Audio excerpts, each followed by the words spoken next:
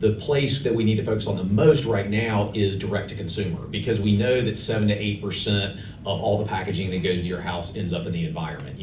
A lot more leakage in that lane than in the B2B lane. So we certainly want to focus on that. And then we just look at the value chain of plastics as an example. And so if plastics are being used in protective applications like blocking and bracing applications, or they're going inside of a parcel that's being shipped to your house, that is a relatively low technology type of packaging, and there are a lot of opportunities for alternatives in that space. So we've replaced a lot of inflatable air pillows, we've replaced a lot of bubble wrap for companies and foam packaging.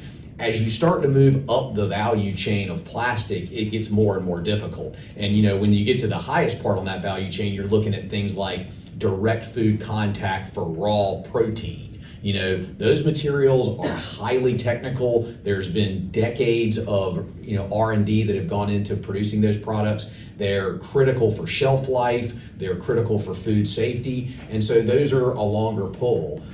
So it's not that we're not focused on those materials, but again, we have to start where the entry points are easier, because we also learn a lot in those easier applications. And so we can build on the knowledge as we continue to move up the value chain. And we also have to be, it's one of the things I think we do really well at Atlantic, we have to be really analytical. Instead of saying, plastic bad, paper good as an example, which is a really, common thing you hear in packaging, there are a lot of applications where plastic actually is really efficient. And if we could just create a closed loop and capture that plastic, that might be the best case scenario. There's other applications where, that should never have been in plastic in the first place. There is an alternative material that is earth digestible, home compostable, that will do every bit as good a job as plastic. And so that's where I think Atlantic does bring a lot of value, is getting really analytical about the applications that make sense